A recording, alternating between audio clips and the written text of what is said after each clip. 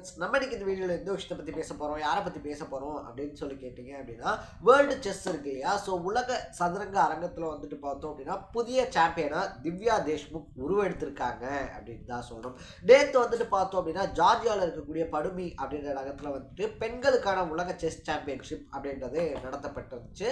சர்வதேச செஸ் சம்மேளனம் அப்படின்னு சொல்லக்கூடிய ஃபிடே இருக்காங்க இல்லையா, அந்த அமைப்பு தான் வந்துட்டு பார்த்தோம் அப்படின்னா இந்த உலக செஸ் சாம்பியன்ஷிப் அப்படின்றத பெண்களுக்காக நடத்தியிருந்தாங்க.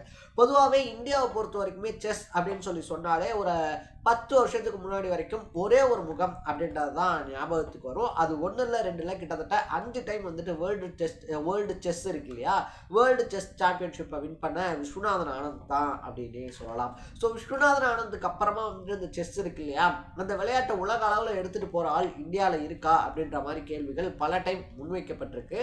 பட் 10 வருஷம் கழிச்சு வந்துட்டு பார்த்தோம் அப்படின்னா இன்னைக்கு பல பேர் வந்துட்டு இந்தியாவினுடைய செஸ் முகங்களாக மாறிக்கிட்டு இருக்காங்க அப்படின்னே சொல்லலாம். அது மட்டும் இல்லாமல் இந்திய செஸ்ஸினுடைய பொற்காலம் இது அப்படின்னு சொல்லக்கூடிய வகையில் வந்துட்டு பார்த்தோம் அப்படின்னா ஆண்கள் பிரிவில் வந்துட்டு பிரக்யானந்தாவா இருந்தாலும் சரி, அதை தாண்டி குகேஷ், அர்ஜுன், எரிகாஷி அப்படின்னு சொல்லிட்டு எக்கச்சக்கமான கிராண்ட் மாஸ்டர்ஸ் அசத்திக்கிட்டு இருக்காங்க. எந்த கால்சன் வந்துட்டு விஸ்வநாதன் ஆனந்தை வந்துட்டு தோக்கடிச்சாரோ அந்த கால்சனை வந்துட்டு பார்த்தோம் அப்படின்னா இன்னைக்கு இருக்கக்கூடிய யங்ஸ்டர்ஸ் இருக்காங்க இல்லையா, குகேஷாக இருந்தாலும் சரி, பிரக்யானந்தாவாக இருந்தாலும் சரி, அடிக்கடி வந்துட்டு தோக்கடிக்கக்கூடிய நியூஸஸ் அப்படின்றது இருக்கு இல்லையா, அந்த நியூஸஸை நம்ம சோஷியல் மீடியாஸ்லாம் பார்த்துக்கிட்டும் இருக்கோம். அந்த அளவுக்கு டேலண்டான பர்சன்ஸ் உருவாகிக்கிட்டு இருக்காங்க அப்படின்னே சொல்லலாம். அதே மாதிரி வந்துட்டு பார்த்தோம் அப்படின்னா மேல் பிரிவு இருக்கு இல்லையா, ஆண்கள் பிரிவில் வந்துட்டு எந்த அளவுக்கு செஸ்ல இந்தியா டாமினேட் பண்ணுதோ அதே மாதிரி வந்துட்டு ஃபீமேல் பிரிவிலையும் டாமினேட் பண்ண ஆரம்பிச்சிருக்காங்க அப்படின்னே சொல்லலாம். கிட்டத்தட்ட 36 வருஷம் வரலாற்றில் வந்துட்டு பார்த்தோம் அப்படின்னா உமன்ஸ் வேர்ல்டு செஸ் சாம்பியன்ஷிப்ல ஒரே ஒரு பெண் கூட ஃபைனல் விளையாண்டது கிடையாது அப்படின்ற மாதிரி இருந்த சுச்சுவேஷன்ல நேற்று நடந்த மேட்ச்ல ஃபைனல் விளையாண்ட 2 பொண்ணுகளுமே இந்தியாவை சார்ந்தவங்க தான் அப்படின்னே சொல்லலாம். அதுல ஒருத்தங்க 38 வயசான கொனேரி ஹம்பி, இன்னொருத்தங்க வந்துட்டு பார்த்தோம் அப்படின்னா அதுல வெறும் பாதி வயசுடைய 19 வயசான திவ்யா தேஷ்முக் அப்படின்னே சொல்லலாம். ஸோ யார் இந்த திவ்யா தேஷ்முக்? திவ்யா தேஷ்முக்கினுடைய நீண்ட பயணம் அப்படின்றது என்ன, அவங்க எப்படி இந்த சாதனை அப்படின்றத அடைஞ்சாங்கன்ற மாதிரி பல விஷயங்களை தான் இந்த வீடியோவில் பேச போகிறோம். அதுக்கு முன்னாடி நம்ம சேனலுக்கு நீங்கள் புதுசாக வந்திருந்தீங்க அப்படின்னா இதே மாதிரி அப்பப்போ அப்டேட்டாக போயிட்டு இருக்கக்கூடிய விஷயங்கள், அது கரண்ட் அஃபேர்ஸாக இருந்தாலும் சரி, பாலிடிக்ஸாக இருந்தாலும் சரி, ஸ்போர்ட்ஸாக இருந்தாலும் சரி, அப்பப்போ அப்டேட்டாக போயிட்டு இருக்கக்கூடிய விஷயங்களை நீங்கள் தொடர்ந்து தெரிஞ்சுக்கணும் அப்படின்னு ஆசைப்பட்டீங்கன்னா மறக்காம சேனலை ஃபாலோ பண்ணி சப்ஸ்கிரைப் பண்ணிக்கங்க. ஸோ ஃபர்ஸ்ட் ஆஃப் ஆல் யார் இந்த திவ்யா தேஷ்முக் அப்படின்னு சொல்லி பார்த்தோம்னா மகாராஷ்டிராவில் இருக்கக்கூடிய நாக்பூர்ல பிறந்த ஒரு பொண்ணு அப்படின்னே சொல்லலாம். அப்பா அம்மா 2 பேருமே டாக்டர்ஸ். தேஷ்முக்கு செஸ்ல எப்படி வந்துட்டு அந்த ஒரு அறிமுகம் அப்படின்றது கிடைக்குதுன்னு பார்த்தோம்னா தேஷ்முக்கினுடைய அக்கா வந்துட்டு அந்த ஷெட்டில் கார்ட் இருக்கு இல்லையா, ஷெட்டில் கார்ட் விளையாடுறதுக்காக போகக்கூடியவங்க. ஸோ அப்படி சின்ன பிள்ளையா இருக்கும்போது தேஷ்முக்கையும் கூட கூப்பிட்டு போகிறாங்க.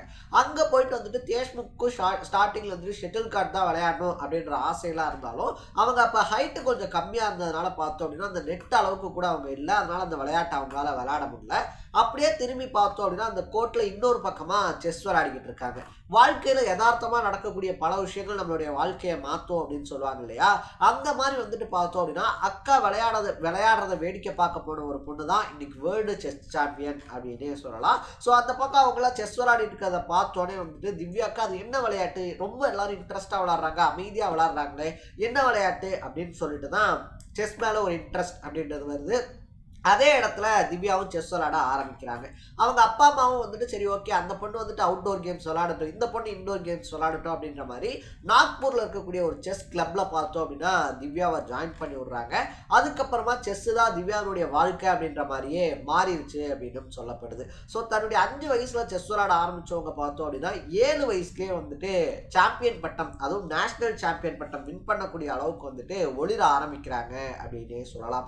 அப்படி அவங்க விளையாட பார்த்தோம் அப்படின்னா பல நாடுகளில் நடக்கக்கூடிய யங்ஸ்டர்ஸ்க்கான சாம்பியன்ஷிப் இருக்கு இல்லையா, ஸோ இளைஞர்களுக்கான சாம்பியன்ஷிப்னு சொல்லிட்டு அதெல்லாம் வின் பண்ண ஆரம்பிக்கிறாங்க.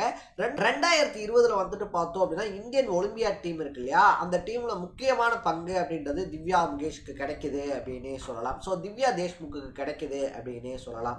ஸோ திவ்யா அங்கேயும் வந்துட்டு பார்த்தோம் அப்படின்னா எக்ஸலண்டான பர்ஃபார்மன்ஸ் அப்படின்றத கொடுக்குறாங்க. அதுக்கப்புறமா உமன்ஸ் கிராண்ட் மாஸ்டர், அதுக்கப்புறமா இன்டர்நேஷனல் கிராண்ட் மாஸ்டர் அப்படின்ற மாதிரியான பட்டங்களை வாங்கி குவிக்கிறாங்க. அந்த ஒலிம்பியா விராட் மேட்சுக்கு அப்புறமா வந்துட்டு பார்த்தோம் அப்படின்னா அந்த லெஜண்ட் விஸ்வநாதன் ஆனந்த் இருக்கார் இல்லையா, அவருடைய பார்வையின் கீழே இவங்களுக்கான பிராக்டிஸ் செஷன்ஸ் அப்படின்றதெல்லாம் ஆரம்பிக்குது. அதுக்கப்புறமா தொடர்ந்து வந்துட்டு திவ்யா தேஷ்முக்கினுடைய செஸ் கேரியர் அப்படின்றது பீக்ல தான் இருக்கு அப்படின்னே சொல்லலாம். ஸோ வெறும் 19 வயசுல வந்துட்டு பார்த்தோம் அப்படின்னா வேர்ல்டு செஸ் சாம்பியன்ஷிப்ல விளையாடுறதுக்கான ஒரு வாய்ப்பு அப்படின்றதெல்லாம் திவ்யா தேஷ்முக்கு மட்டும்தான் கிடைச்சிருக்கு இது வரைக்கும். அப்படி கிடைச்ச வாய்ப்பு இருக்கு இல்லையா, அப்படி கிடைச்ச வாய்ப்பை சரியா யூஸ் பண்ணிக்கிட்டாங்க அப்படின்னு சொல்லப்படுது. ஏன்னா அவங்க வீழ்த்தின எல்லாமே வந்துட்டு பார்த்தோம் அப்படின்னா ஜப்பானை சேர்ந்த சீனாவை சேர்ந்த பல முன்னணி வீராங்கனைகளை வீழ்த்திருக்காங்க. ஃபைனலுக்கு போய் வந்துட்டு பார்த்தோம் அப்படின்னா கொனேரு ஹம்பி இருக்காங்க இல்லையா, அவங்களும் ஒன்றும் சாதாரண ஆள்லாம் கிடையாது அப்படின்னே சொல்லலாம். ஆல்ரெடி கிராண்ட் மாஸ்டர், அது மட்டும் இல்லாமல் 2 பெரிய சர்வதேச அளவிலான சாம்பியன்ஷிப் அப்படின்றத வச்சிருக்கக்கூடிய ஒருத்தர் அப்படின்னே சொல்லலாம். அவங்களும் ஃபைனலில் வந்துட்டு பார்த்தோம் அப்படின்னா திவ்யா தேஷ்முக்கு முடிஞ்ச அளவுக்கு டஃப் அப்படின்றத கொடுத்துருந்தாங்க. அந்த அளவுக்கு அந்த கேம் டஃப்பாக போனாலும் எப்படி இருந்தாலும் வந்துட்டு இந்தியாவை சேர்ந்த ஒருத்தர் தான் சாம்பியன் அப்படின்னு சொல்லி பேசப்பட்டாலும் கூட கொனேரு ஹம்பி ஜெயிக்க போறாங்களா இல்லைன்னா வந்துட்டு திவ்யா தேஷ்முக் ஜெயிக்க போறாங்களா, ஏன்னா இது வந்துட்டு 2 தலைமுறைக்கு இடையிலான போராட்டமா தான் பார்க்கப்பட்டுச்சு. 90s vs 2K அப்படின்ற மாதிரி வந்துட்டு இதுல ஜெயிக்க போறது அனுபவமா திறமையா, அதுக்குன்னு வந்துட்டு கொனேரு ஹம்பிக்கு திறமை இல்லை அப்படின்லாம் சொல்லிட முடியாது. இருந்தாலும் இன்னைக்கு இருக்கக்கூடிய அட்வான்ஸ் டெக்னாலஜி இருக்கு இல்லையா, அதுல வந்துட்டு பார்த்தோம் அப்படின்னா திவ்யா தேஷ்முக் ஒரு படி மேல இருக்காங்க அப்படின்றதுனால அனுபவம் ஜெயிக்க போதா இல்ல இன்னைக்கு இருக்கக்கூடிய யங்ஸ்டர்ஸ் ஜெயிக்க போறாங்களா அப்படின்ற மாதிரி ரொம்ப பரபரப்பா இந்த போட்டி அப்படின்றத கொண்டு போயிருந்தாங்க. ஸோ ஃபைனல் அப்படின்றதுல பார்த்தோம் அப்படின்னா 2 ரவுண்ட்ஸ் இருந்துச்சு. ஃபர்ஸ்ட் ரவுண்டை வந்துட்டு பார்த்தோம் அப்படின்னா டிரா பண்ணியிருந்தாங்க.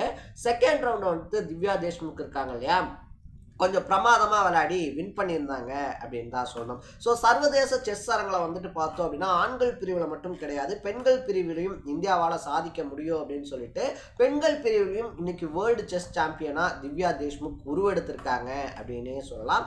இப்படி ஒரு தருணத்தில் வந்துட்டு பார்த்தோம் அப்படின்னா எல்லாருமே குடியரசுத் தலைவரில் ஆரம்பித்து பல அரசியல் கட்சி தலைவர்கள் ஆரம்பித்து எல்லாருமே வந்துட்டு திவ்யா தேஷ்முக்கு வாழ்த்து அப்படின்றத சொல்லிக்கிட்டு இருக்காங்க.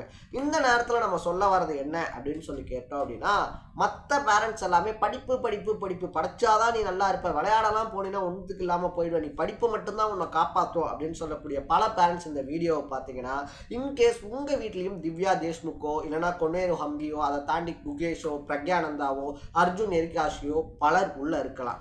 அவங்களுக்கு என்ன பிடிக்குதோ, அவங்களுக்கு என்ன செய்ய பிடிக்குதோ, அவங்களுக்கு என்ன விளையாட பிடிக்குதோ அவங்க போக்கில் விட்டு நீங்கள் பின்னாடி இருந்து கைட் மட்டும் பண்ணுங்க. பின்னாட்களில் இந்திய அரசாங்கத்தில் ஆரம்பித்து உலக அளவில் பல தலைவர்கள் பாராட்டக்கூடிய சிறந்த விளையாட்டு வீரர்களாக அவங்க உருவாவாங்க அப்படின்றது தான் என்னுடைய பர்சனல் பாயிண்ட் ஆஃப் வியூ.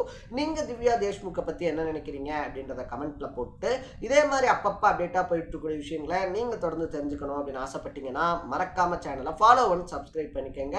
நாளைக்கு இதே மாதிரி இன்னொரு இன்ட்ரெஸ்டிங்கான வீடியோட சந்திக்கலாம். தர பை பை.